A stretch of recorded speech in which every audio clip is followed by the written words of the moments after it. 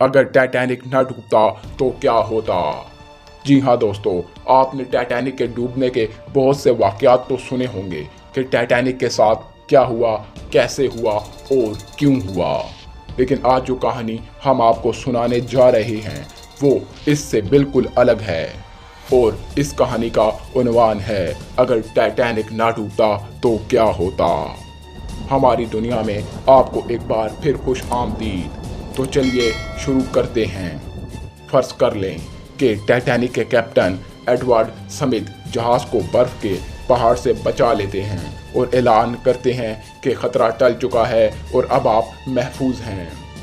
अब the great RMS Titanic 17 अप्रैल 1912 को New York की बंदरगाह पर बिल्कुल महफूज पहुंच चुका था। हज़ारों लोग दुनिया के सबसे बड़े जहाज़ को देखने के लिए न्यूयॉर्क की बंदरगाह पर आ चुके थे। जहाज़ को छोड़ने से पहले बहुत से मुसाफिर एक दूसरे के साथ अपना एड्रेस एक्सचेंज कर रहे थे ताकि एक दूसरे की खबर ले सकें। जैसे कि 2 टेनिस प्लेयर इस जहाज़ में मौजूद थे जिनका नाम था रिचर्ड मॉरिस और कार्ल बियर। हमारी इस कहानी के मुताबिक मॉरिस को घंटों खून जमा देने वाले ठंडे पानी में रहकर दूसरे मुसाफिरों की मदद करने की कोई ज़रूरत नहीं थी, जिसकी वजह से इन्हें हाइपोथर्मिया से अपनी टांग कटवाना पड़ी थी। और ना ही उनके दोस्त कार्ल बियर को एक लड़की की जान बचाने में अपनी जान गंवाना पड़ती।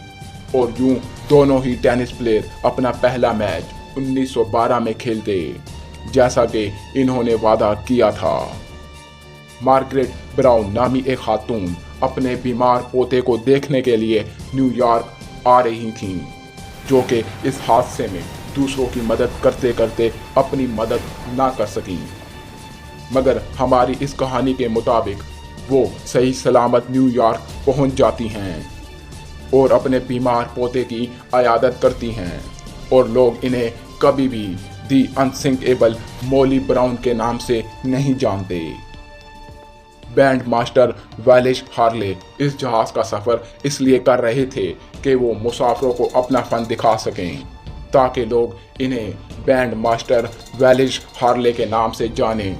लेकिन तमाम हादसे के दौरान वो अपने फ़न से लोगों का खौफ ख़त्म करने में लगे रहे और ख़ुद इस हादसे का शिकार हो गए। और यूं उनका वायलिन भी उनके साथ ही डूब गया। मगर हमारी इस कहानी के मुताबिक ना ही वो हादसे का शिकार हुए और ना ही उनका वायलिन उनके साथ डूबा और ना ही उनकी मंगेतर को वो वायलिन निशानी के तौर पर मिला और ना ही वो वायलिन $1.7 मिलियन का 2013 में नीलाम होता। इसी तरह डायरेक्टर जेम्स कैमरोन को साल 1997 में $200 मिलियन लगाकर टाइटैनिक मूवी भी न बनानी पड़ती। हमारी इस कहानी के मुताबिक टाइटैनिक का कैरियर काफ़ी उम्दा होता और टाइटैनिक आने वाले कई सालों तक दुनिया के समंदरों पर राज करता और दुनिया का सबसे बड़ा और ताकतवर जहाज़ होने का लक़ब भी हासिल कर चुका होता। टाइटैनिक अपने कैरियर के 25 साल मुकम्मल करने पर रिटायर हो चुका होता और अब इसे समंदर के किसी एक कोने पर छोड़ दिया जाता और टाइटैनिक की जगह कोई और बड़ा और ज़्यादा आलीशान जहाज़ ले चुका होता। टाइटैनिक को बनाने वाली कंपनी व्हाइट स्टार लाइन अपनी बाकी कंपटीटर कंपनीज के साथ मिलकर काम करना शुरू कर चुकी होती, क्योंकि टाइटैनिक नहीं डूबा होता तो ये कंपनी आने वाले दिनों में और भी ज़्यादा मुनाफा बना चुकी होती। और साल 1985 में खोजियों को समंदर की गहराइयों में एक जहाज़ की जगह सिर्फ कूलर्स और कुछ मछलियां ही मिलती।